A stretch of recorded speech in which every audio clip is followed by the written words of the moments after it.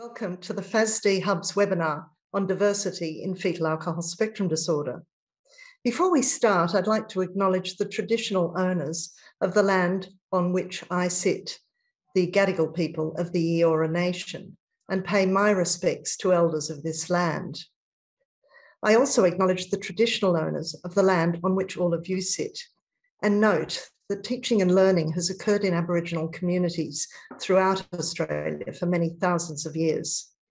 My name is Elizabeth Elliott. I'm a professor of paediatrics at the University of Sydney and a clinician at the Children's Hospital at Westmead, where I lead the New South Wales Fasd Assessment Service. And I'm chair of the Fetal Alcohol Spectrum Disorder Hub Advisory Group. The Fasd Hub Australia has been funded by the Australian Department of Health since 2016. It aims to raise awareness about Fasd and alcohol use in pregnancy and to be a one-stop shop for evidence-based resources. We connect clinicians with researchers and policymakers, and we connect them with individuals and families living with Fasd. We run training and education, and we provide a repository for Australian research and policy. Our most popular pages are the Guide to the Diagnosis of Fasd, the Service Directory, and our Fasd fact sheets. So please visit us at fasdhub.org.au, and we will welcome your feedback. Now, the purpose of today's event is to highlight the diversity in Fasd. Every person living with Fasd is unique and has individual strengths and needs.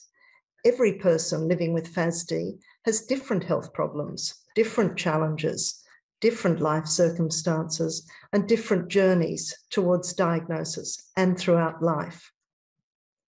I welcome and thank in advance our panelists who are our experts.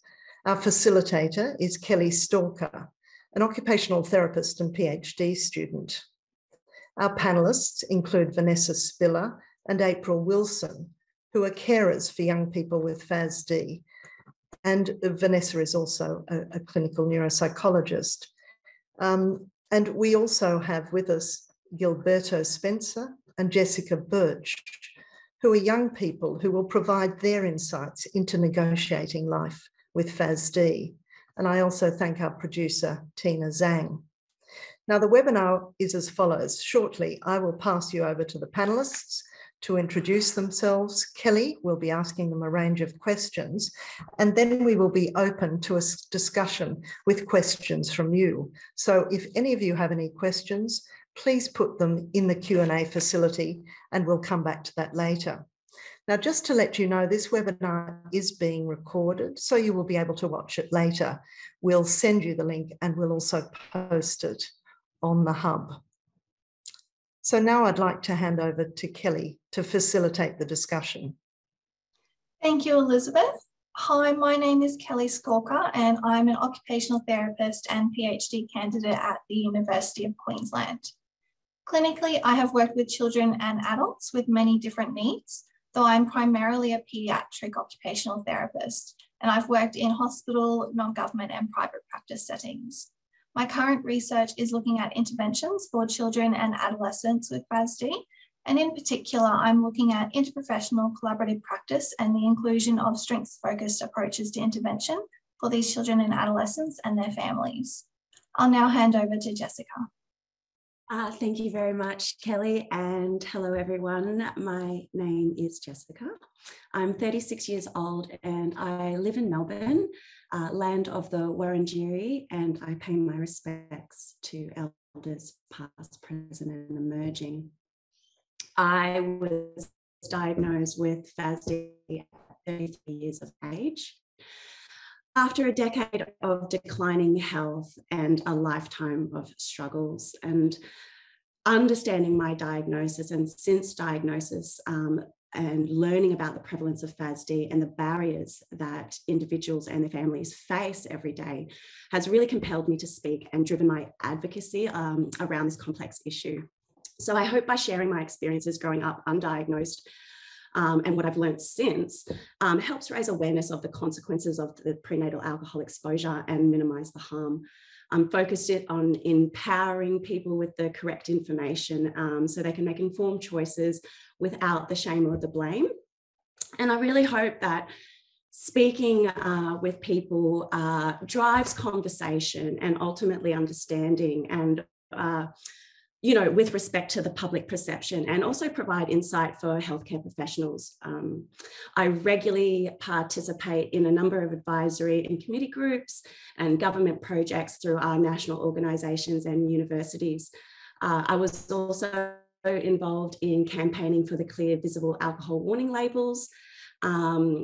I've engaged in peer support work for others living with Fasd, professional development for doctors and clinicians, webinars, podcasts, conferences. I talk a lot. I hope to continue to advocate and to shine a light on the plight of those living with this condition in order to arm individuals, families, carers, and health professionals with information to not only be able to accurately assess and diagnose, but create successful interventions and support. Thank you so much. Thank you, Jessica. I'll now hand over to April to introduce herself. Thanks, Kelly. I acknowledge the Nyiyaparli traditional owners of the country on which Newman stands and the Matu people as the custodians of Jigalong, which sits in Nyiyaparli country. We respect and recognise their leaders, past, present and emerging, and I'm grateful for the privilege of living and working on this country. Good morning, everyone. I am a descendant of the Ngarrindjeri, Ghana, Narungga and Bangala people of South Australia. I'm currently living in the Pilbara area with my son and his family, providing some care for my grandsons. I'm 65 years old. I've raised 4 children in their 40s and 30s now as a divorced single parent working full time. My commitment to family care has always been strong. It's been an unwavering love, care, concern and determination to make a difference in their lives. It's what we as Aboriginal family do to keep our kids within our family and community units. My 17-year-old boy, Isaiah, is my sister's grandson and was put into my care at 5 days old. I already had his older sister from 7 months old. Isaiah was diagnosed with Fasd at 8 years old. I also have an 8-year-old grandson that's been diagnosed with Fasd. When Isaiah was diagnosed with Fasd, I undertook a huge learning journey about this disability. I was fortunate to connect with and receive valuable support, advice, and become involved in the work of No Fasd Australia, connecting with other carers and sharing our lived experience.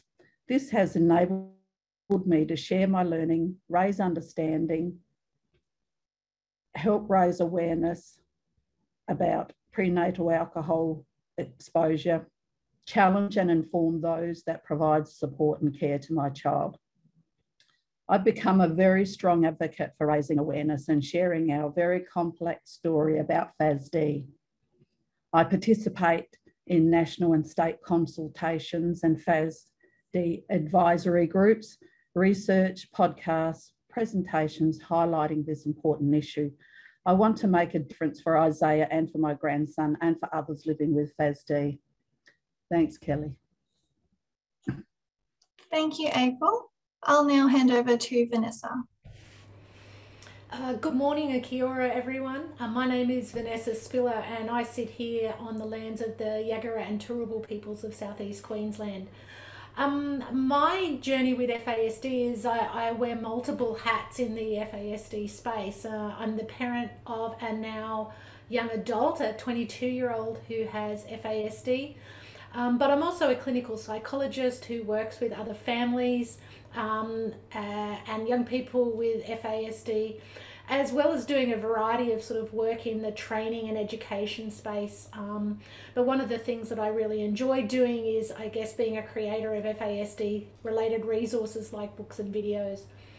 So my journey begins, I guess, with my son, who came into our care when he was about 2.5 years old. And although I was already sort of a clinical psychologist at that point, and I had lots of training and experience in working with young people with challenging behaviours and complex trauma, both my partner and I really weren't still prepared for the addition to our family of our son, who is just an enormous bundle of energy and complexity. So even though we had the unusual experience, I guess, of having our son diagnosed with fetal alcohol syndrome at that point, we really didn't have any idea what that meant in real life, or what we were meant to do about that, and how we might need to parent him differently. So that's really what we've been doing over the last 20 years. We've been trying to educate ourselves both through the research and the literature on this, as well as the lived experiences of having a young person with Fasd in our life. And I'm very confident in saying that we're not done yet with our learning. There are still things that you know, I don't know, and that surprise us every day. In my professional life, I guess I work as a clinical psychologist, supporting families among my other clinical work. But in my spare time, I also run a training program for parents and carers in particular who have young people with Fasd. And I guess both my collective experiences as a professional and as a personal, I guess I see myself as being a little bit of a translator.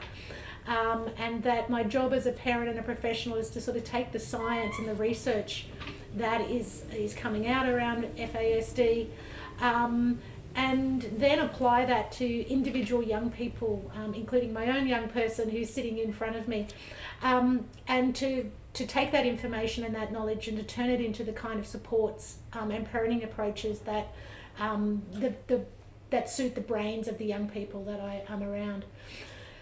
So unfortunately, the brains of all young people with Fasd are a little bit different, but there are also a lot of similarities.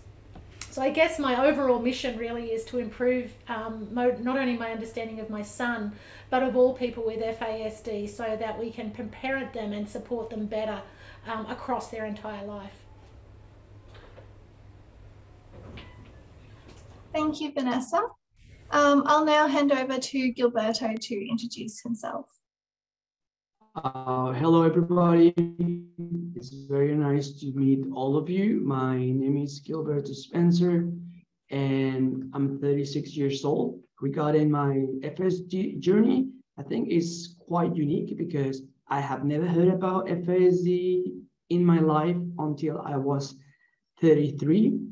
And what I can tell you is that I have always felt special, but I didn't know the reason until I was diagnosed with Fasd 3 years ago in 2019. And the moment I heard the word Fasd for the first time, I knew I had it. I knew I was affected by it, and I will tell you a bit more about my journey during this hour or so.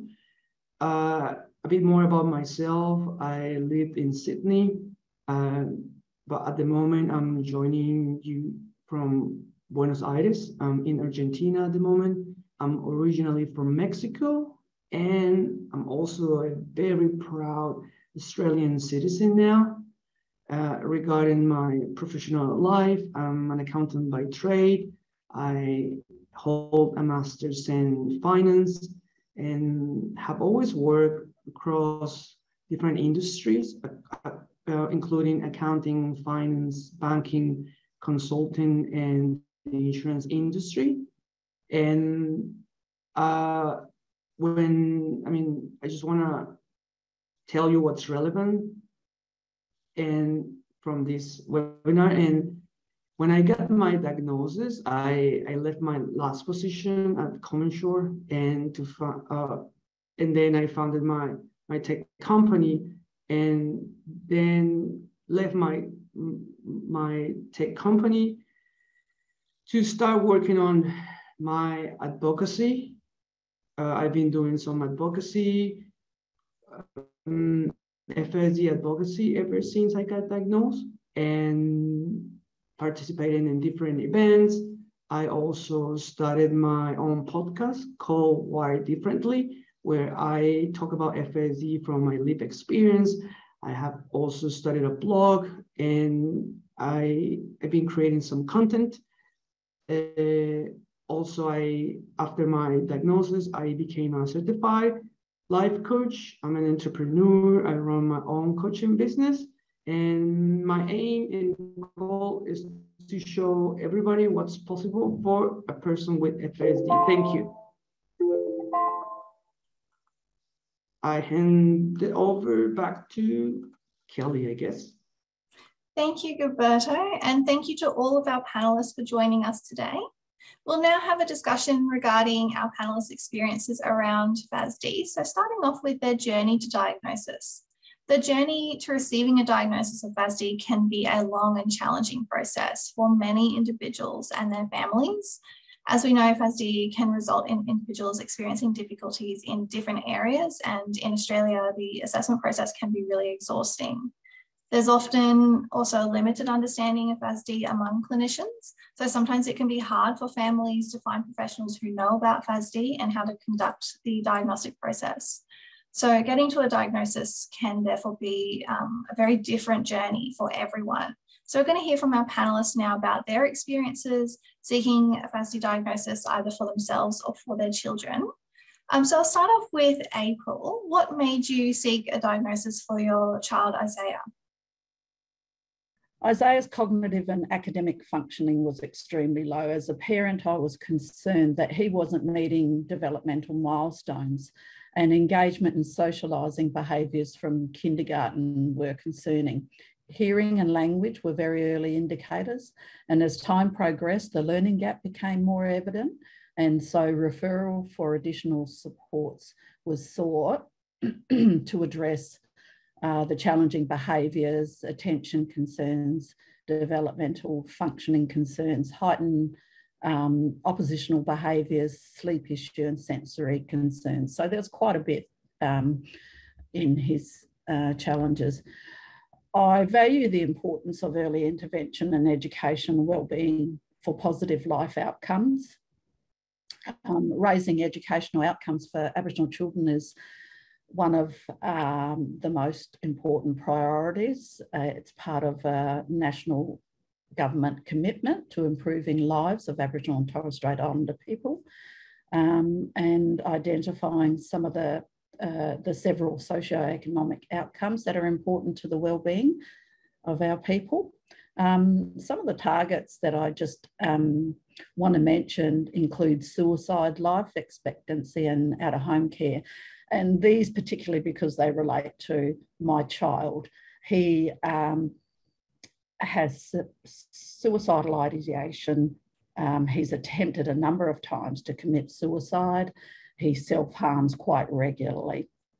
And obviously it's a huge concern to myself and my family. And so his life expectancy would also be an issue. But for Aboriginal people, our life expectancy is much lower than that for other population groups. He's also in out-of-home care, which has a high number of Aboriginal and Torres Strait Islander children. Isaiah has also been a part of a group home care scenario, so this adds to wellbeing concerns as well. So identifying concerns and receiving diagnosis was crucial to enable access to appropriate support, which included additional funding under disability in education settings to support optimal learning and participation for his future. It's also important for me to understand what the underlying conditions were to actually support my child. Yeah, so you noticed quite a few areas of challenge for Isaiah when he was quite young, and you spoke about particularly that importance around his mental health and his safety. So he got a diagnosis when he was around 8. And I just want to ask Jessica as well, because you had a diagnosis quite a bit later in your life, and it was a bit of a different process for you. So could you tell us a bit more around how you got your diagnosis?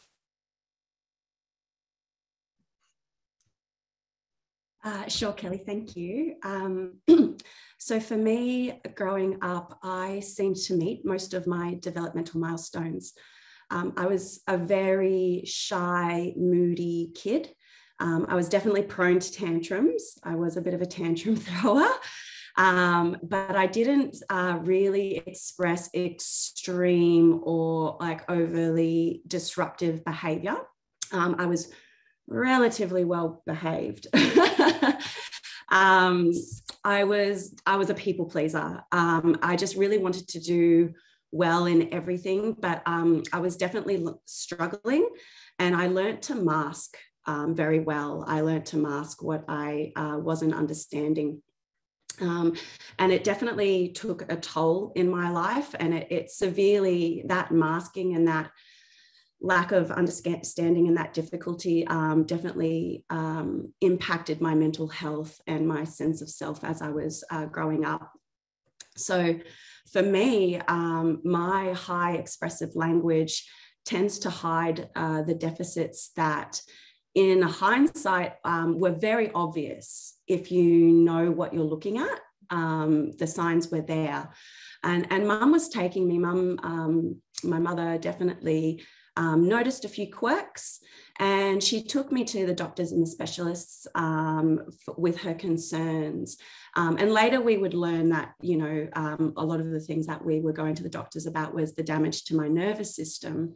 But the symptoms were always dismissed as something I would grow out of. And of course I didn't. And they just sort of either got worse or sort of changed over time. So I struggled deeply in school, and I was in dire straits once I entered adulthood.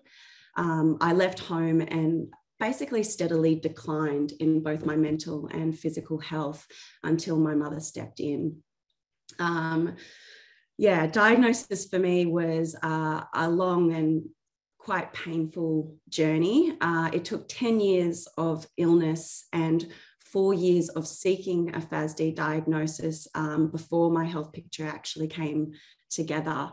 And truly, without my mum's exceptional care, research, resilience, guidance, love, I wouldn't be speaking here with you today. I was diagnosed because she was able to recognize Fasd when no one else could. Thanks. Wow, that's a very long process for you, knowing since you were quite young that there were those challenges, but being able to mask that so that it wasn't as obvious perhaps to other people, and then going through and really pushing for a diagnosis. It's great that you had your mum as such a wonderful support during all of that. And I want to ask Gilberto now, because you were also diagnosed as an adult. So could you talk to us about how that process was for you as well? Sure. Thanks, Kelly. So my diagnosis, first of all, I want to say that it is really hard to access services for adults, but my journey into getting a diagnosis was quite straightforward because, as I mentioned, I never heard about Fasd in my life. And when I found out about it, I called the No Fasd line, which I encourage you to make use of them. They have a helpline. And especially if you're a provider, they can give you training, they can give you or send out some material. So long story short, 9 months after my initial call, I got my official diagnosis. And I not only got diagnosed with Fasd, but I got a bunch of other diagnoses. I was diagnosed with ADHD and chronic anxiety, chronic depression, PTSD, trauma,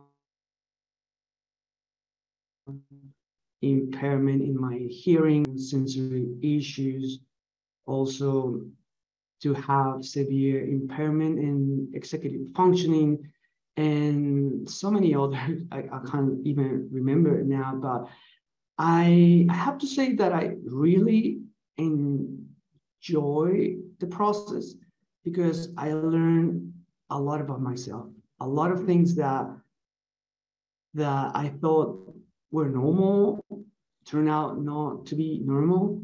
So I just want to thank, like, publicly Fasd Australia, because without their help, I don't know what I would have done. And the huge difference the diagnosis has made for me is that I always felt stupid and incapable, and now I feel empowered because I feel I have done more than an average neurotypical person. Thank you. Wow, so that was a very different experience for you, Gilberto, and it's good to hear that there were some positives that came out of that diagnosis in understanding a bit more about yourself and what's happening for you. So that's really good to hear, and that you had that support as well.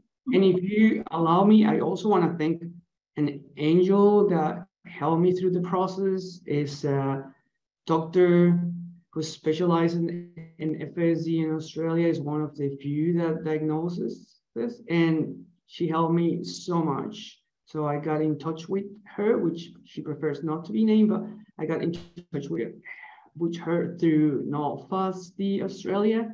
And yeah, it was quite simple in a way that I could prove so many deficits. That's really good that you had that support, especially since, as you said, there's not as many resources out there for adults with FASD or going through this diagnosis. Yeah. Yeah. Yeah. Thank you. Now, I just want to say that at a personal level, it was really important to get my diagnosis. And I'm sure it's the case for everybody who might suspect that they have FASD. Yeah, well, that's really good to hear. And I just want to ask Vanessa around your experience as well, because you're a mother to a young child, a young man, sorry, with FASD, as well as a psychologist. And he was diagnosed before he lived with you. So what was your experience regarding him having that diagnosis?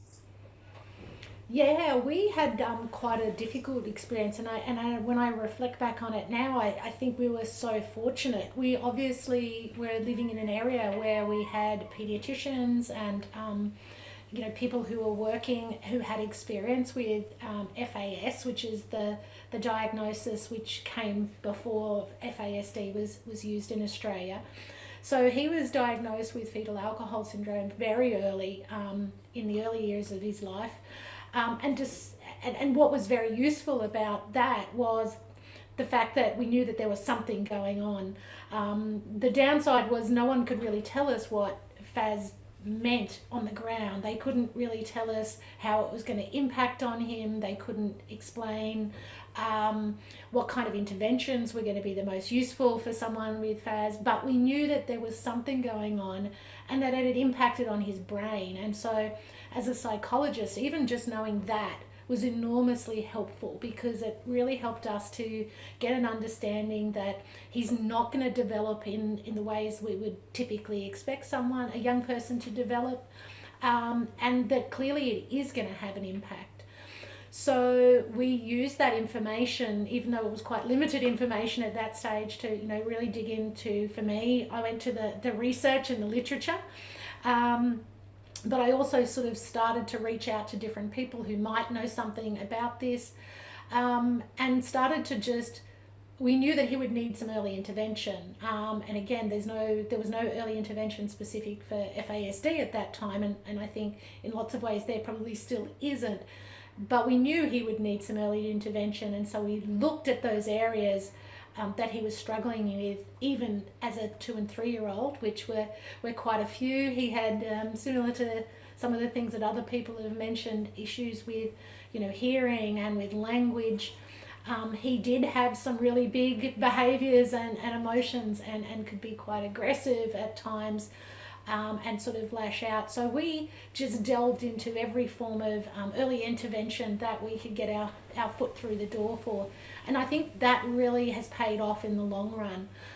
Even though it was quite difficult sometimes to get him into services with the Fasd diagnosis, sometimes these other diagnoses helped us to get into those services. It also really helped us with changing our expectations and with how we interpreted his behaviours, because as I said, he came with a lot of challenges. He came with being so busy from daylight till dawn, and he came with a lot of crankiness and behavioural symptoms, I guess, of aggression and kicking and biting and spitting and those kind of things that, if we hadn't have understood that there was stuff going on in his brain that we might have interpreted as naughtiness and just being, a bad kid in some way. But we were really lucky because we knew that wasn't the case. We knew that there was stuff going on that we obviously were going to need to parent him differently, and we were going to need to support him differently. So having those diagnoses, and he eventually actually got re-diagnosed again when he was a little bit later, because even, I guess, even though the world was becoming more aware of Fasd, there were still people who were questioning that diagnosis, including medical people. But we were really lucky to come across a number of people who really knew Fasd, who were able to go, no, it's very clear that that's what's going on for him. So, and the other benefit, I guess, is being that we can then advocate with schools and the other services that have been involved with him to say, hey, you need to do things a little bit differently. Not because, he's because of the way his brain is structured and because of the difficulties he experiences, that's why he needs things to be different, not because of the fact that he's choosing these behaviours. So that they were probably some of the biggest benefits of getting that diagnosis early for us. So it's really interesting. Your child had a diagnosis when he was so young. He got it really, really early, but then that was also offset by the fact that there wasn't a lot of literature or knowledge at the moment. So you had to do a lot of that research yourself. And so as we can see, there's such a huge variety of experiences around this journey to get this diagnosis. But it sounds like from our panelists that for you, from your experiences, there's also positives of having that diagnosis in understanding what's happening for you or for your child and how to best support them. I want to move now to thinking about strengths and interests in individuals with Fasd, because in this Fasd space, there's a lot of knowledge regarding the challenges that individuals may experience, but it's important to remember that everyone also has strengths and interests as well. Sometimes this consideration of individual strengths can get a bit lost when supporting individuals with Fasd and their families. So it'd be good for us to get some insight into the different strengths and interests that our panelists have themselves or see in their children. So I'll start off with you, Jessica. What are some of your interests? What are things that you enjoy doing or trying, and some of your strengths? Thanks, Kelly. What are my interests? I really tend to gravitate towards art and design. I like to draw and dabble in different crafty things like screen printing and bookbinding and pottery. And I used to do heaps of yoga and dance classes, and I'm trying to get back into that a bit, although I was never really good at dance classes. Trying to coordinate my arms to do something different to my legs, it was not that easy for me, but I love doing it anyway. I love being in the bush or the rainforest or by the beach. I'm definitely a bit of a water baby. I grew up in northern New South Wales, and I was always by the coast. So hiking, taking pictures of bugs, exploring new places is kind of what brings me a lot of joy. On a more, I guess, cerebral sort of level, or like other things I'm interested in is like behavioural and social sciences. I'm interested in social justice and psychology, anthropology and generally just what makes people tick, you know.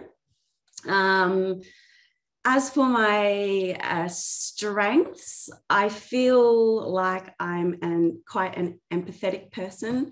I think I have good insight into the experiences of others, and I think that helps in my advocacy work. Hopefully I have more strengths than that, but it's a hard question to answer for yourself, I think. I'm a good counsellor. I have been told that, and hopefully I'm a good advocate too.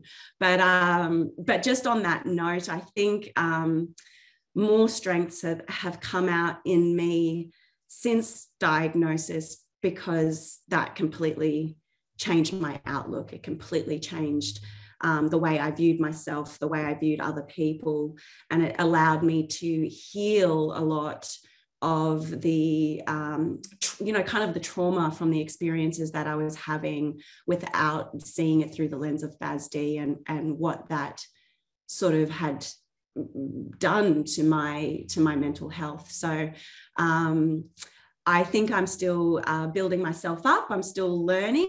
I have quite a lot of interests and hopefully quite a lot of strengths too.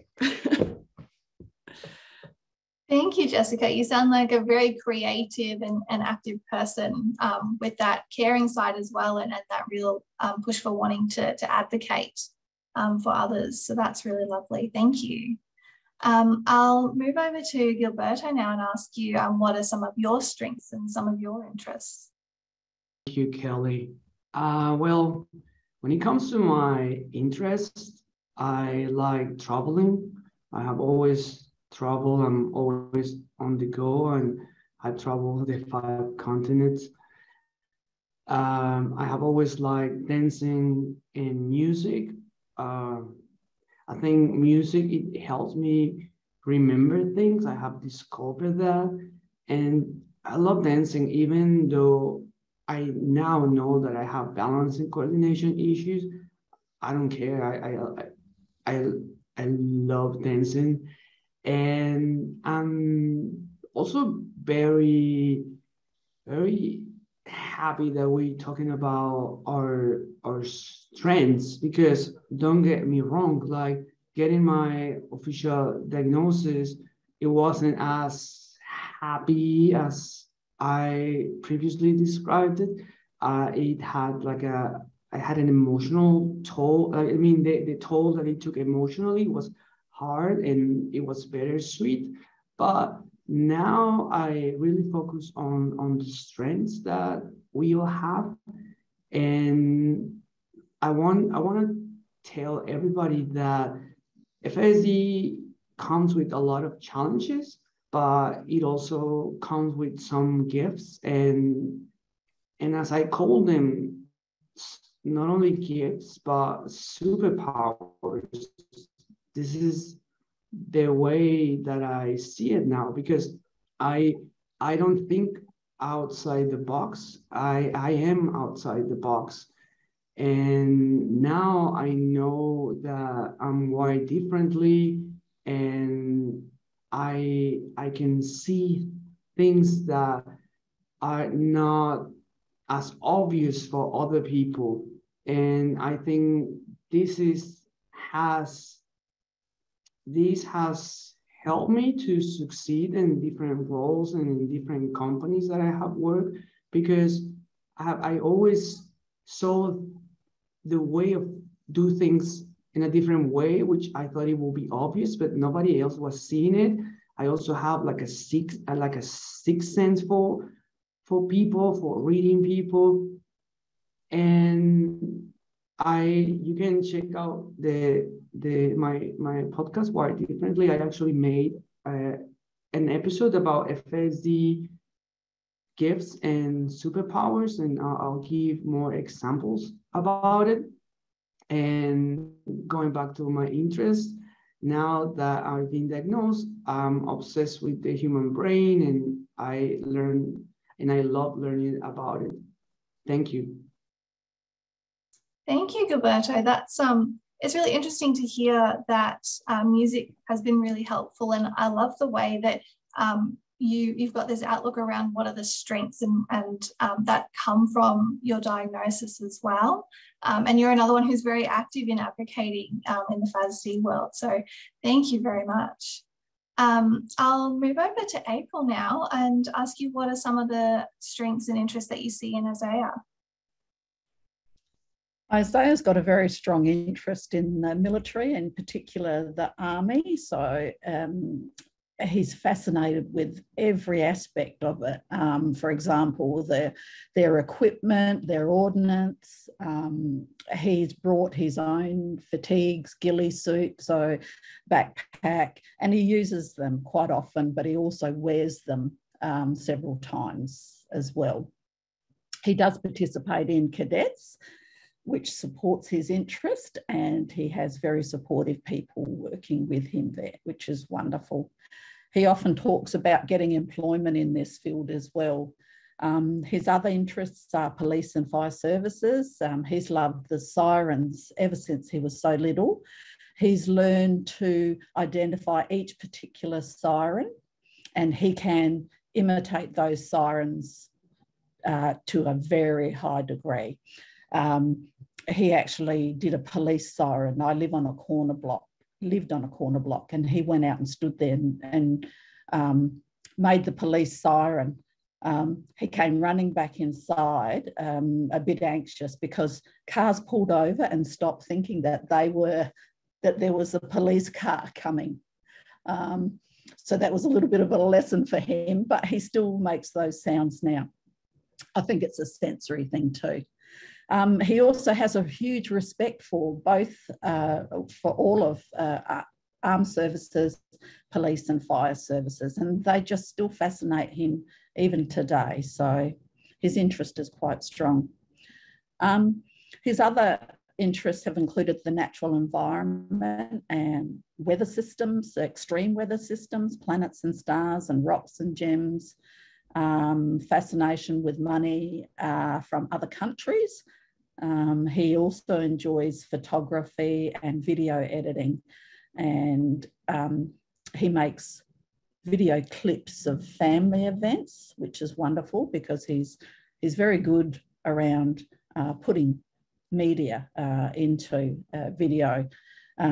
His media teacher describes his skills as much higher than students in higher year levels.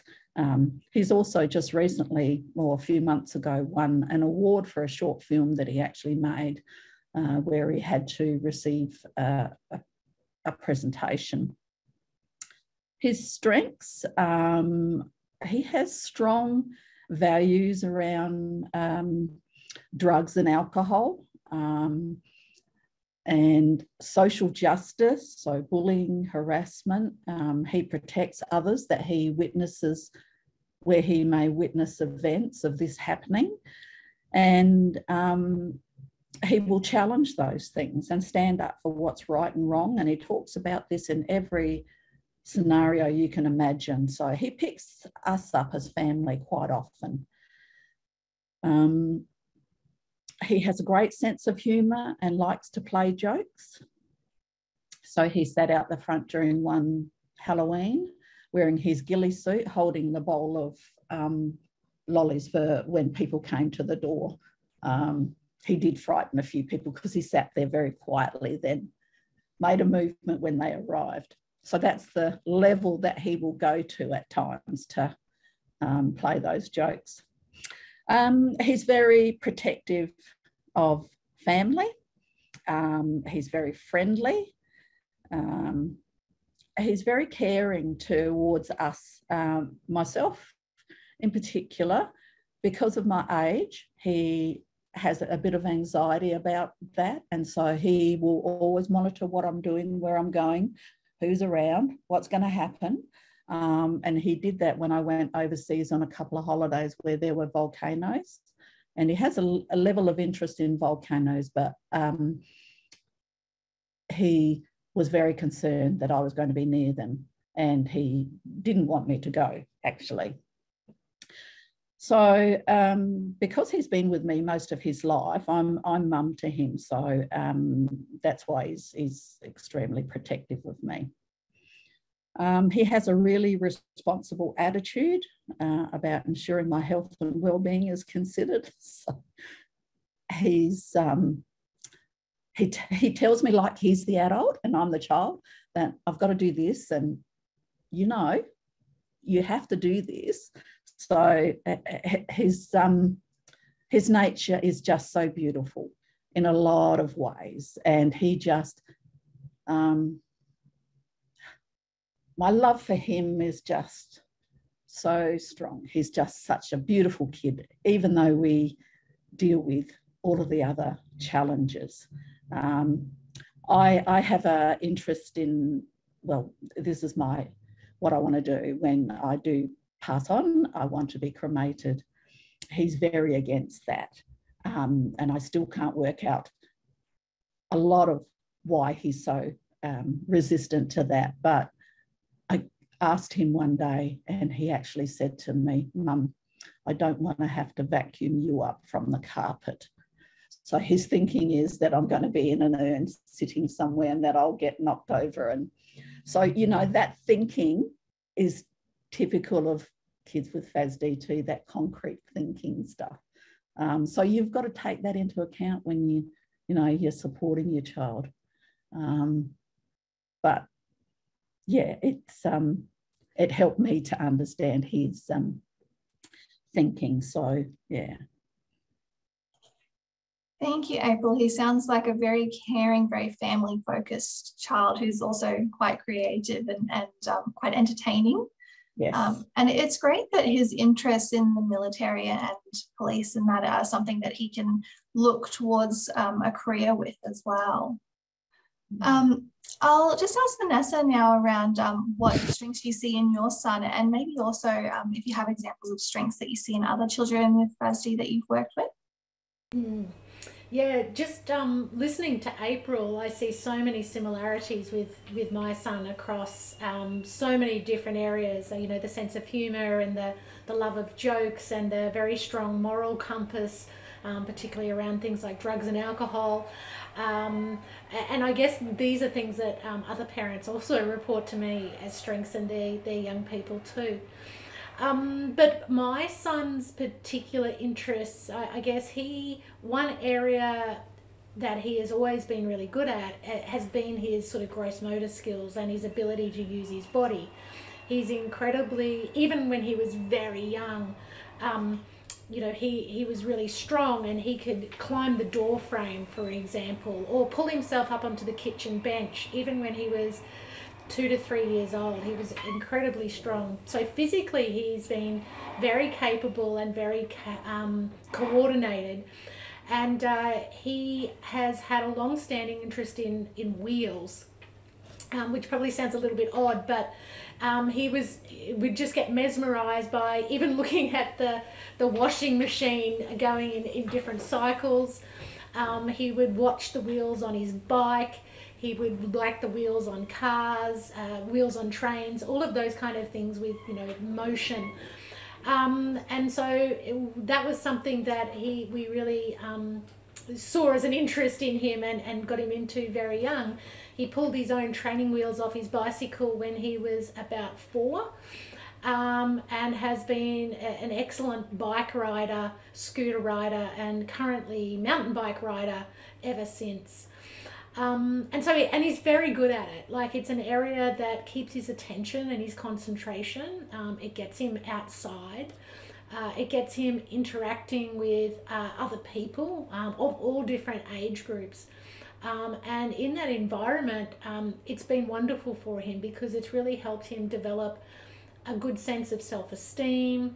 It's helped him to learn how to interact with other people, particularly at the skate park. It's assisted him with this idea that, you know, you can crash, but, you know, that you need to keep going. It's really helped him with perseverance. So it's something that he really is very good at. He loves to be videoed and make videos of all of his new tricks, and he'll show whoever will care to look at them. But I think that also taps into some of the other things that he's very good at, which is particularly in that context, more so in that context than in any other context really. He's really good with younger kids in particular. And if you go to the skate park, you know, he will often have like a group of 3, 4, 5 little kids around him. And he gives them tips and he coaches them, and you know, if they fall over, he's very kind and looks out for them. And I've actually had some parents at the skate park come up and just spontaneously tell me, you know, what a delightful young man he is, and how helpful he's been to their kids at the skate park. So for him, that's been such an enormous sense of self-esteem, because he's struggled in so many other settings. To have this area where he is really good at something is just so important, and I think encouraging that. He's also very interested. I didn't get that. Could you try again? Oh, my watch is talking to me. Apologies. He's also very interested in particular areas, a bit like April was mentioning. He has areas of interest in history, nature, pirates, bears. I've probably watched every fail video that has ever been made. So he's very, very interested in those kind of things. He can be very honest, and he really is very funny, and loves to practical joke. You know, his timing leaves a little bit to be desired. He can't always pick the best time to do a prank. So, you know, he's likely to jump out at you from behind a door when you've got a handful of things. But, you know, again, I think these are qualities that many parents report about their young people with FASD. Thank you, Vanessa. It's really lovely to hear that, you know, his strengths in gross motor and his interest in riding bikes and getting out and doing things have been so helpful for him socially and with his attention and everything. It's lovely to hear that he's got all these beautiful strengths. I forgot to mention, I'm just wanted to add in one last minute. He got a job starting last week, ironically, as a tyre fitter. So he's worked in that area previously, and he's got another job in that area, which is just lovely. It fits right in. Oh wow! Congratulations, that's fantastic. Fits right in with his interests. And thank you to everyone for giving us some understanding of all of your strengths and interests, or the ones that you see in your children. I want to move now to the kind of opposite side.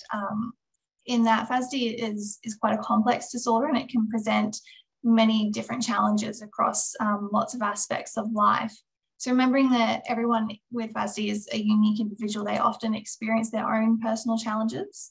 So I'd like to have a chat with our panelists about their difficulties that they or their children experience, but also some of the supports that they've found helpful. So I'm going to ask you, Jessica, first around what are some of the challenges that you face in everyday life and some of the supports that have helped you to manage those challenges? Thanks, Kelly. So it's a bit of a doozy, this one, as well as my journey to diagnosis. So I've got a little bit of information here, but I'll try and make it quick, and I'll talk about some of my challenges, and then I'll talk about some of my support. So for me, my biggest challenges are around sensory. I've got sensory and auditory processing issues. Fatigue is a big one for me, memory, attention, and my adaptive and executive function. So ultimately, I find it really hard to do on a daily basis.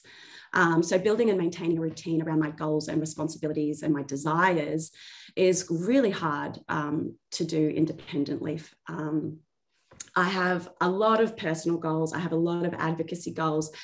However, without a significant amount of support and structure, I find it really difficult to see them through, or just even prioritize and structure them in the right way, or find the resources that I need. I'm not a very good resource finder either, unfortunately.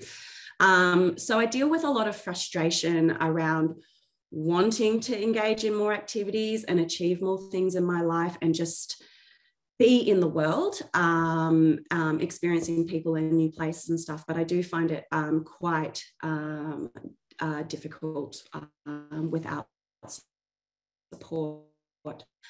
Things take me a long time.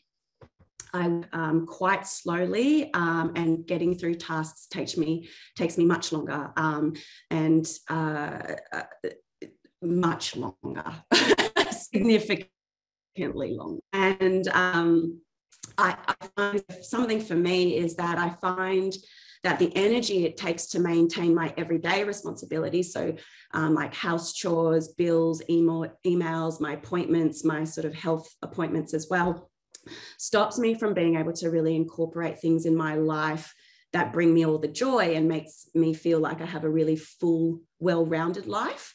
It's like I get stuck on a loop, or I'm on autopilot, and I can only do what I can do, and I can't actually branch out or incorporate more things like dance classes into my schedule, not without support and without someone guiding me through.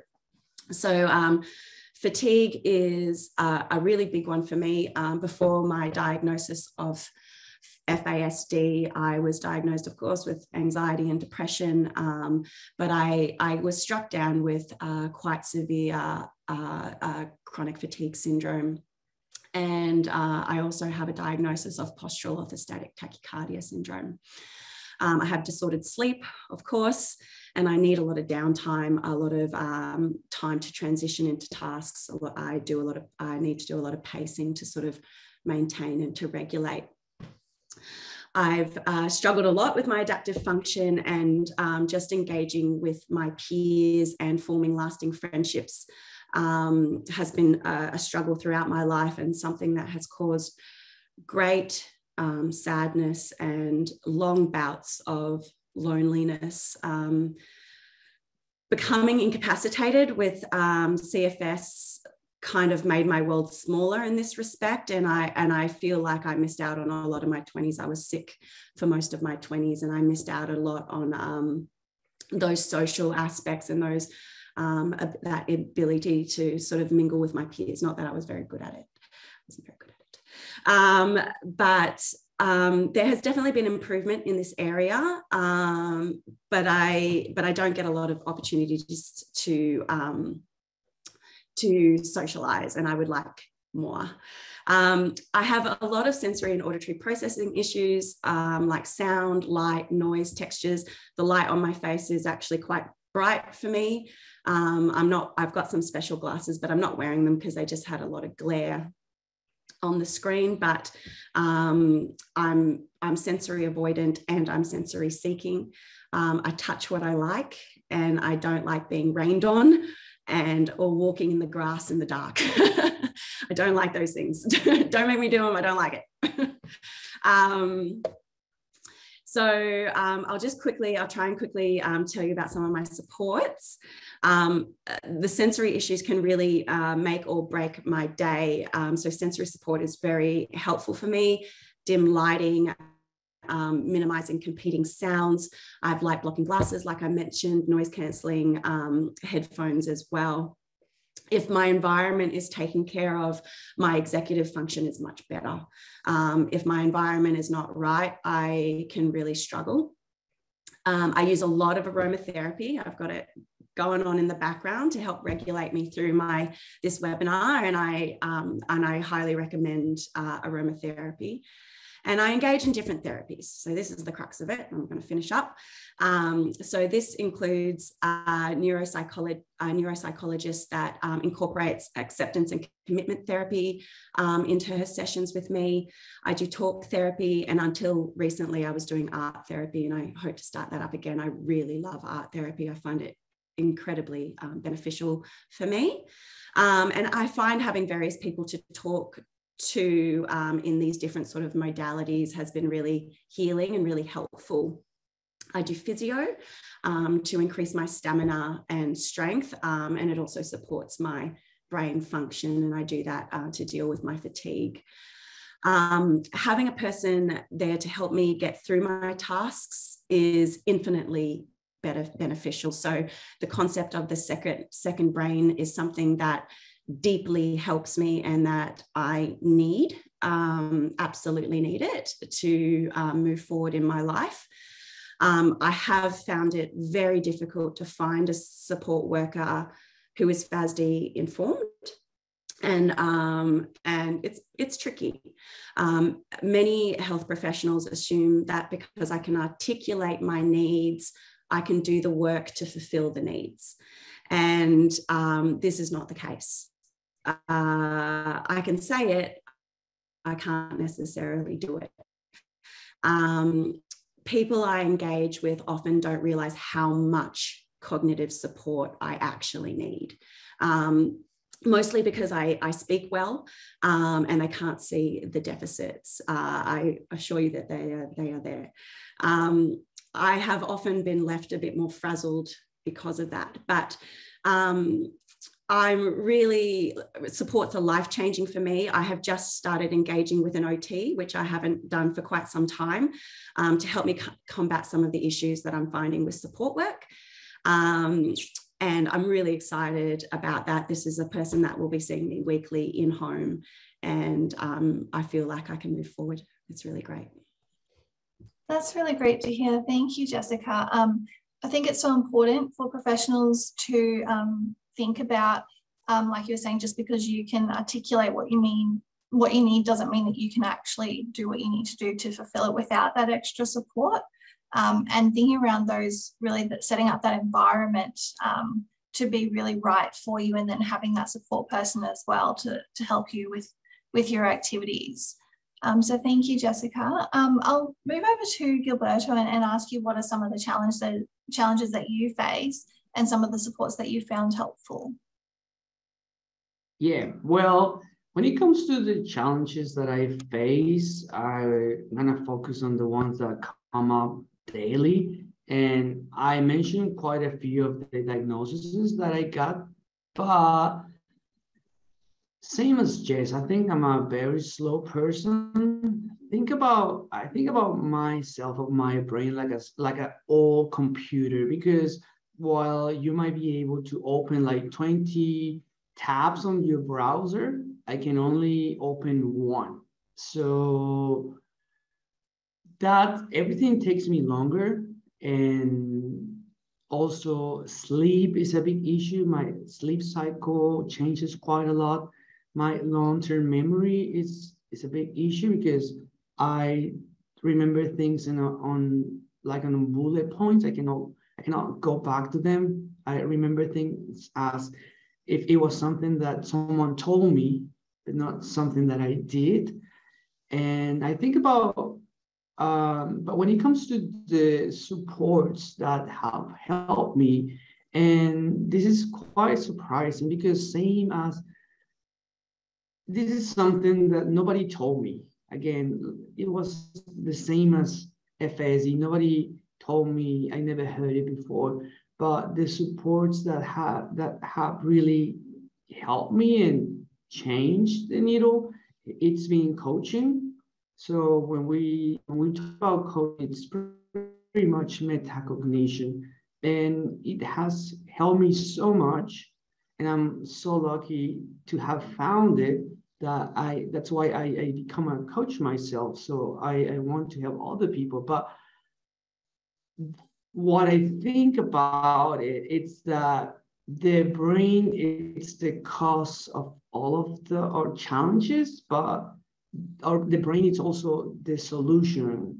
Because for me, when I was able to see what my brain was doing to me, I was able to realize that that is not who I am as a person, who I wanted to be as a person. That wasn't what defines me as a person. And I think through coaching and metacognition, I was able to figure my own brain out, because Vanessa talked about expectations. And when we have different expectations about ourselves, it's a living hell. And I always say, if you judge a fish by its ability to climb a tree, it'll believe its entire life thinking that it's stupid. So I was so frustrated because of my own expectations, because I was trying to climb that tree over and over every single day. And coaching helped me figure my own brain out. And I was able to see that I am not a fish, that I'm not supposed to climb that tree. Thank you, Gilberto.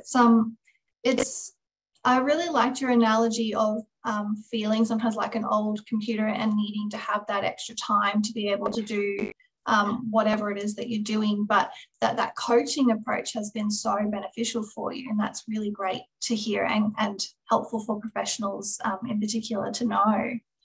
I'm going to pop over to April now and ask you about some of the challenges that Isaiah faces and also that you face as a caregiver, and some of the supports that you found working well. Some of the things that Isaiah has challenges with includes memory. So retaining memory for a long period is challenging. So if you give him tasks, for example, and his processing of that information will be lengthy. So it will take quite a while, and he might not even be able to follow up on that. Just like Jess, his executive and adaptive functioning is low, so you have to support him constantly with a lot of things, and that includes being able to direct him in suitable clothing, matching clothing up, choosing new clothes, wearing new clothes. He has a resistance to wearing new things, so it's a struggle to make that happen each time. So he could be wearing holey clothes, dirty clothes, and he needs reminders that, you know, you need to put something cleaner on. He doesn't recognise that you have to wash your clothes, do laundry regularly. So it's a lot of that sort of stuff that is constant. His language, he has good social language, but he has severe oral language deficits. So he has dyslexia. So when people speak to him, because he's got good social language, they think that he will understand what they're saying and be able to respond in a timely manner like we expect. So all of those expectations are just, you know, not what they can manage.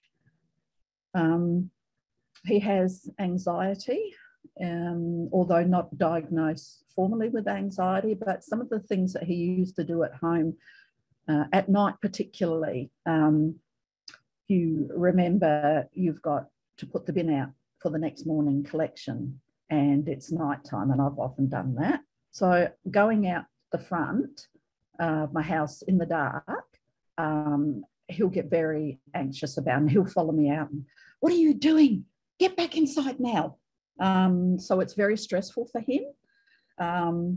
He will pull the blinds down at the end of the day and make sure all the doors are locked. He does that in getting in the car with my daughter and my grandchildren. He'll get in the car and go for a drive with them, but before she even is able to move, have you locked the doors? Have they got their seatbelts on? So it's an intense sort of scenario that happens along a range of situations.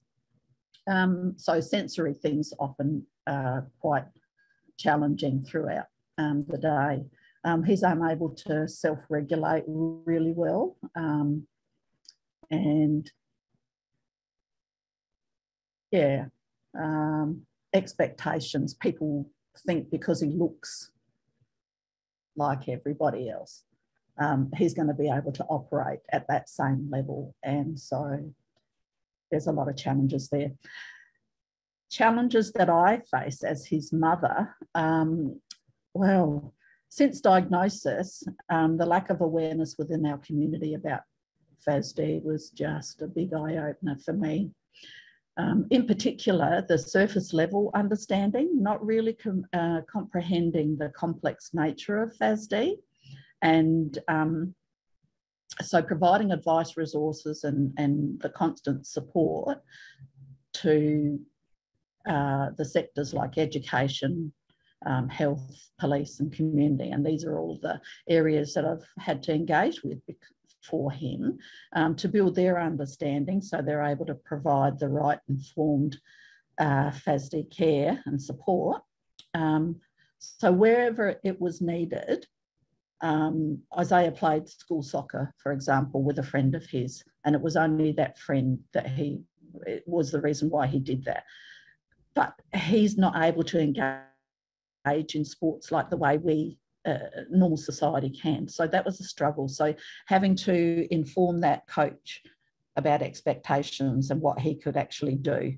And that occurs to a lot of things that he wants to participate in, that you as the parent carer have to think about and then provide information to those people. So this is really exhausting as a carer, parent. And for me, that took such a long time to understand what Fasd was. And then to learn about him as an individual and what he required. His explosive behavioural challenges, both verbal and physical. So, you know, we get verbal abuse constantly, and it's quite nasty. And in the very beginning, before you understand that this is, you know, one of the challenges with Fasd, those things were just so hurtful, and you react in a way that you've been raised around social standards and values and behaviours and so on. So it took a lot to move from that understanding to a different understanding. And that also resulted, those meltdowns also resulted from the lack of understanding that I've just mentioned about myself, but also from others. So understanding the complex Fasd characteristics that trigger events. And, you know, in the very beginning, I didn't know those things. And even though you might have the best understanding and you put in place preventative measures, it doesn't always work anyway. So it's, you know, there's, yeah, it's a constant micromanaging so many aspects 24/7. Carer wellbeing is another very important one. There's limited respite available, and particularly in the disability area. So as a carer of 4 children with significant, you know, individual diagnosis, that was a real challenge for me. And over the last 10 years of my caring life, I've not had any respite except for what my daughter was able to provide personally. So it impacted myself and my family, and my physical and emotional health suffered as a result of that. And also what the others have mentioned is the lack of Fasd-informed supports. And, you know, obviously for me at the moment and my family is the extreme challenge is Isaiah's continuous suicidal ideation, his self-harm, which is extreme and constant, and his suicide attempts and mental health. Thank you, April. There's certainly a lot going on for Isaiah and also for yourself. And I think it's really important that people remember around supporting the family as a whole. You know, with Isaiah's difficulties with just doing normal daily activities and needing all of that prompting, and then in particular, again, his mental health and that anxiety around safety, but then also how exhausting it is for you as a carer and having to advocate as well as supporting him at home. So thank you very much, April. And I'm going to ask Vanessa now around some of the challenges that your son faces and supports that work well for him, and also how things are for you as well. So in this area, I guess the things that we've experienced, and it's also the things that I guess that many of the parents and carers that I support also talk about. And with the life stage that my son's in, currently our biggest challenges are around employment. You know, when he was at school, and we were very fortunate to have a very supportive and helpful high school that didn't focus on academics but focused on just his well-being and him being there, and they focused on his social skills and, you know, how he engaged with other people. And so that gave him really consistent structure and routine, and around people who were actually really supportive of him. And then when he finishes, he loses that structure and he loses that kind of wraparound community. So finding a job where that he's doing something that he has some interest in, because he just won't do things that he's not interested in, is mostly around, you know, finding the right people who will actually understand him and support him and be flexible with the kind of working arrangements. He gets quite fatigued, for example, so there might be days when he just can't get into work because it's built up over time. And of course that's not always something that employers are able to sort of be flexible with. So that's sort of one area that we're hopefully we're working with an employer at the moment who has some understanding of that, and so also that can understand him. And a good example is I had a hole in my tyre, so we took it in to get fixed in his new workplace just yesterday, and we went in there and you know, asked them to fix it.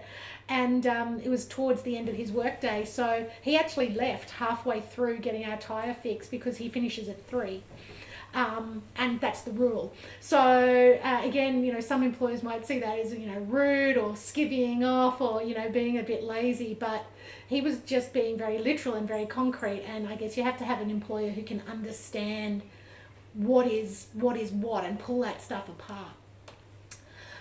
We have challenges with him sticking to things when he has a tendency to make decisions that are really good in the short term. So he's very led by his emotions in the moment, but they may not have such great long-term consequences. So, you know, that can be, you know, issues around money and how he uses his money. He can get very stuck on things. So we talk about perseveration a lot, and a lot of families I support, they talk about perseveration. For him, he'll perseverate around things like gaming and the Xbox, and I think this is a struggle for lots of parents and carers, not only of kids but also of adults. So he finds it very difficult to get off things that he really enjoys. He can get really stuck on, you know, COVID was incredibly confusing for him and continues to be confusing. The constant changes with rules mean that, you know, he'll remember the first set of rules. So, you know, you're allowed to do this or you're not allowed to do that. And when they change, he'll become the policeman and try to give people lectures on what they should be doing. But he finds it hard to move on and understand that the rules have actually now changed. He also has lots of challenges around friendships.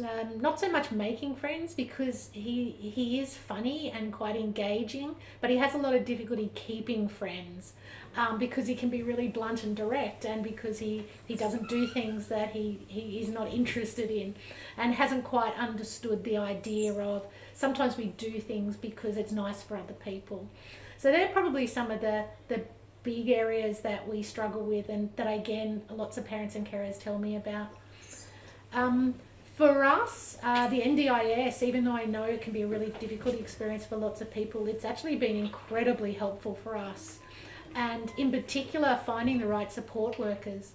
So for our son, he hasn't particularly wanted to engage with professionals, so he finds those sessions very constricting and boring and require a huge amount of concentration and attention. What he works much better with is having support workers that have the right personalities and interpersonal skills that can actually teach him the same kind of skills, but they do that opportunistically rather than sort of in a formal setting.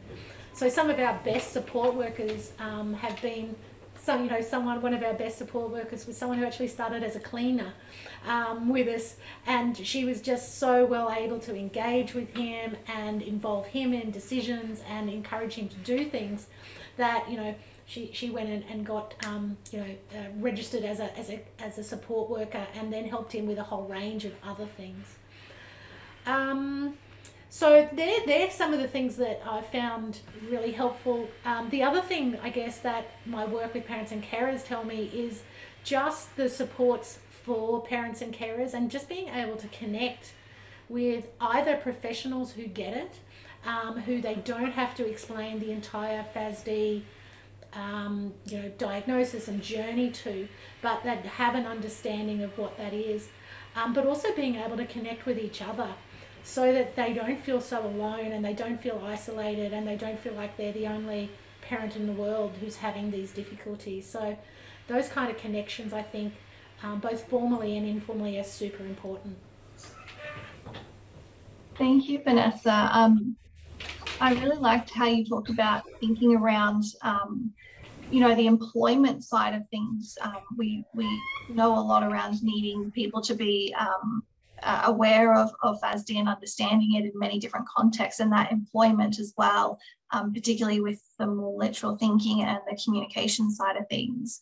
And around those support workers as well, being able to assist your child when it's within a more natural context or a more natural activity, rather than supporting them in a more formal kind of setting. So thank you very much. Thank you everyone for talking about the challenges that you or your children are experiencing. I am just thinking about time. I'm aware that that we only have a short amount of time left, but I would really like to just get a bit of an idea around what the future, what your hopes are for the future. So if you could give a really brief summary of what your hopes for the future in Fasd are. I'll start off with you, Jessica, what your hopes for the future are. Thanks, Kelly.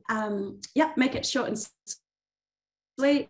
I really hope to hone my skills, really, in advocacy. I hope to see alcohol harm minimised in Australia, and I want to be part of that team. I believe very deeply in the importance of having the public understand, as well as health professionals, of course, understand what the consequences of prenatal alcohol exposure are, and that it is significant, and it deeply affects people's lives, like literally hundreds of thousands of Australians.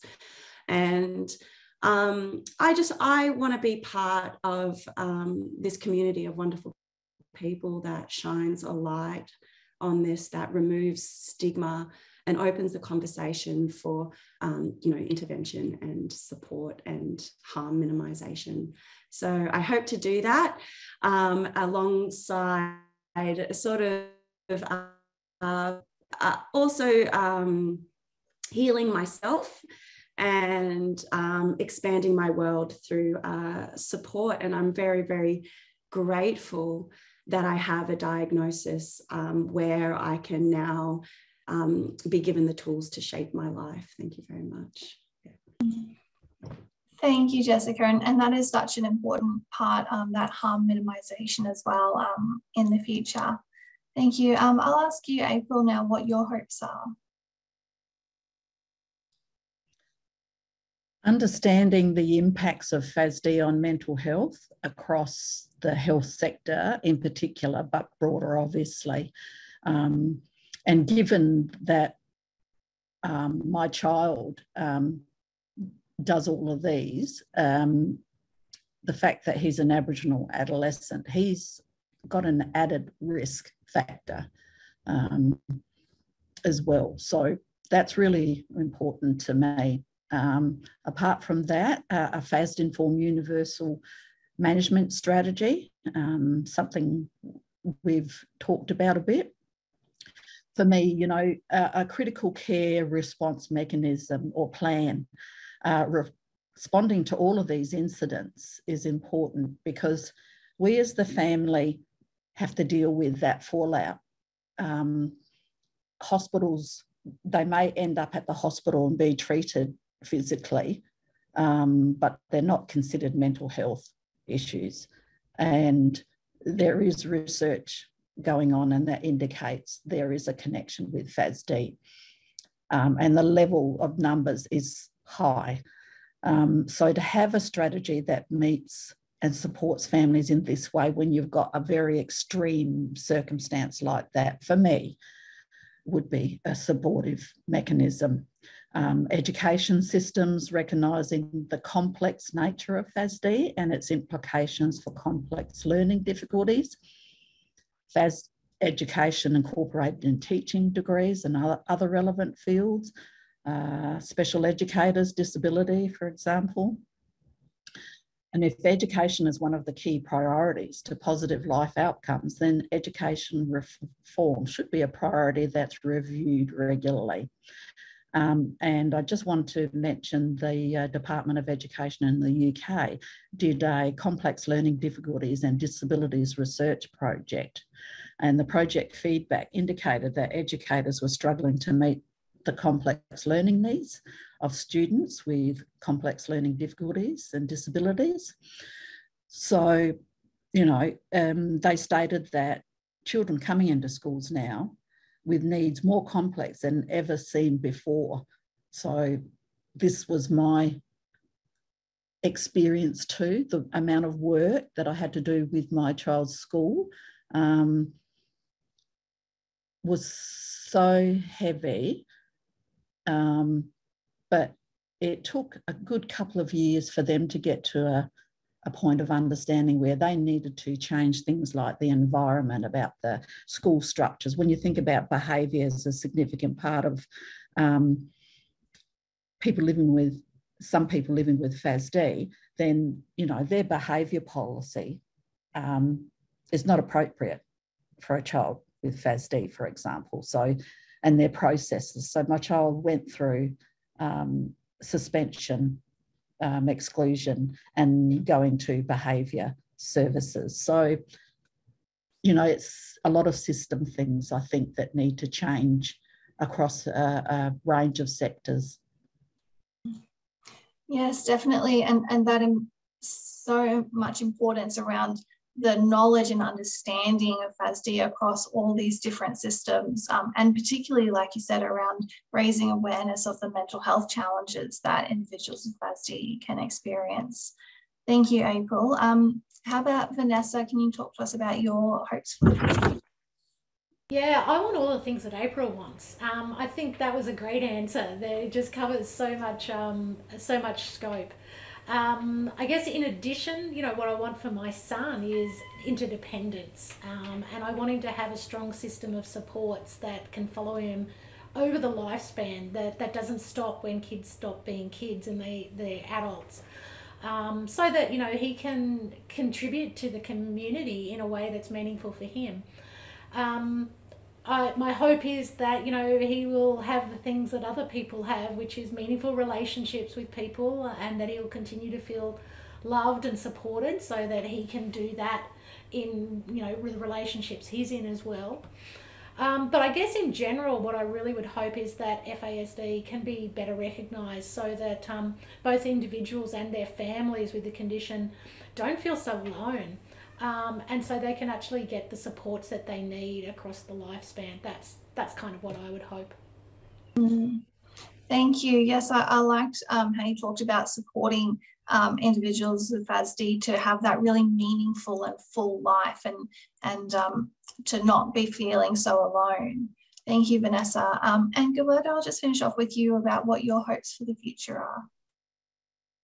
Sure. Well, my hope for the future is for no one to ever feel the despair that I felt when I got my initial diagnosis. As I mentioned, it was a bittersweet feeling And I would like to tell everybody to don't believe everything that you read, because if you read about Fasd or if you Google it, by definition it's brain damage, brain injury, and those words resonated in my head, like irreversible, permanent. And because I was believing all of that, is that I fell through my lowest depression, like a darkest place I have ever been. And I just think about other people who might be going through the same, or mothers who might have drunk because they didn't know they were pregnant. And if you read everything that you find online,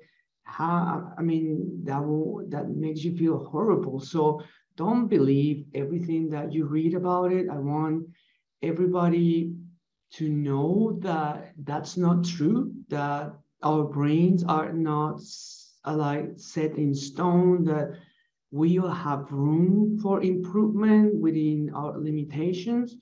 And I mean, when I was reading about Fasd, everything was very negative. I never come across like a successful story.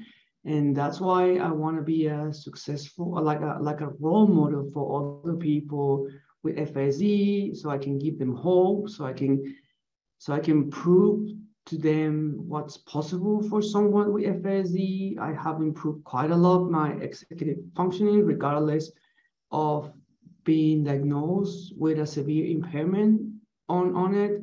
And when it comes to the things that I cannot change, like I cannot change my balance, my coordination, my sensory issues, my hearing issues, like all of these things, I cannot change them, but you have to change, like, what do you make them mean? I don't make them mean that I'm broken. I just make them mean that I will need to do things differently, and that I will get creative, and that I will get there in a different way. So that's why I hope for the future. I wanna become an example of what's possible. I wanna help others become an example of what's possible, and I wanna help organizations and other people to understand Fasd by sharing my story and my experience, and how much things have changed from that very dark place, from where I am today. Thank you. Thank you, Gilberto. And you're right, there's so much negative information out there, or information around the challenges of Fasd, and it is really important for us all to have that hope, and remember that everyone with Fasd, they're people, they have strengths as well as challenges, and they have futures. So thank you. It is important that we are giving people hope as well. So thank you. I know they're not obvious, but if we know how to look, we'll find them. Absolutely. Yes. Thank you, Gilberto. Thank you, Jessica, April, and Vanessa, all of you, for your very valuable insights regarding Fasd, and showing us how diverse Fasd can be in the journey, the challenges that individuals and their families may experience, as well as their strengths. It's also so encouraging to hear about your hopes for the future for individuals with Fasd and their families. I'm now going to hand back over to Elizabeth. Thanks very much. And I just want to echo Kelly's thanks to you all for being so open and honest. You've really taught us a lot about not only the diversity of Fasd, but its complexity, and most importantly, that we should focus on strengths, and that there is hope for every individual for the future. Now, we do have just a couple of questions, so I'll just remind the audience that this session is being recorded, so if you have to leave, you will be able to watch it later. But we've decided that we will proceed with just a few questions live. And perhaps, Kelly, the first one could be for you. There's a question from one of our OTs online who's asking her, what useful strategies do you find as an OT? Oh, great question. I think, we have to remember that everyone is unique, and as we've just talked a lot today about with the diversity, so it's around making sure that we're doing what works for the particular family. But you know, a lot of individuals with Fasd can have that anxiety, so making things as predictable as possible, advocating for them with other, you know, the other people around them wherever they're going, if it's work or if it's school, talking about, you know, having those routines, having strategies to help reduce that anxiety, help them know what's going on, and then, you know, changing the environment and the activity wherever possible to help them be as independent as they can be in what they want to or what they need to do. Thanks so much, Kelly. And Vanessa, there was a question for you. You mentioned that your boy, when you had the assessment and diagnosis, you informed the school about his problems. There's someone online who works with people, kids with Fasd, and she finds that schools are very poor to adjust their behavioural expectations. Well, what was your experience, and how can we best advise schools? I think it's a really tricky one, and the experience will really vary, depend on the school and depending on the personnel that you have in schools. Our personal experience was represented both ends of that spectrum. You know, I guess initially what we did, we were at a school where they didn't have, they knew that he had the diagnosis, but they didn't really understand how that would convert into the kind of issues that he was experiencing, and so they didn't change their expectations of him very much at all, and expected him to be able to do and follow all of the rules of the school in exactly the same way as everyone else. And so he ended up getting 1,000 consequences. We had a very thick file of calls to the school. So you know, educating and trying to just work as, you know, and often it is gently as you can, while still being really clear about what it is, because you know, I recognise schools are incredibly under-resourced, and they're honestly doing their best a lot of the time. But when they are able to change their expectations, and when they're open to information and open to education, and I would often offer to give that, or send them little bits and pieces and snippets that might be useful, it makes a huge difference, because our high school experience was really quite amazing. They were really able to take on board that his brain was wired differently, and they did shift the expectations, and they shifted consequences for things as well, which was, you know, so much that we could, more than what we were expecting. It was just a phenomenal difference, and changed his experience. So we need to support schools while educating them, and getting it into their curriculum, I think, is absolutely key. Right. Okay. Now this is the final question, Jess. Someone asks, did you receive other formal diagnoses before you received a diagnosis of Fasd? And do you think this was through lack of understanding of the health professionals you saw? Yes, in short. I did have, yes, I did feel like it was a lack of awareness and a lack of willingness to inquire, because I had come, I was progressively appearing in my doctor's office with more and more symptoms. The symptoms were becoming more and more severe.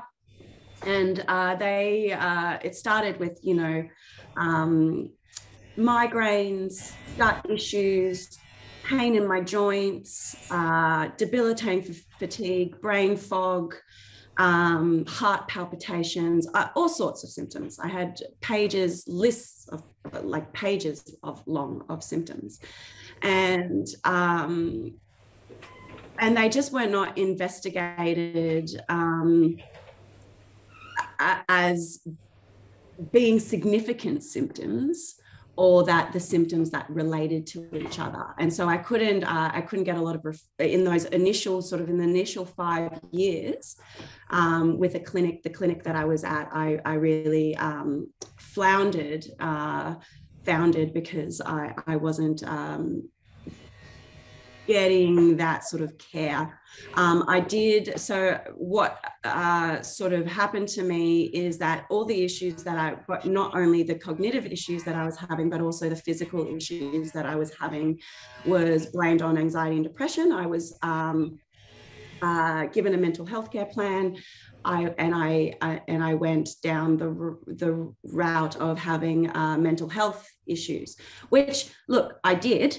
But the reason I had the mental health issues is because I had unsupported, undiagnosed Fasd.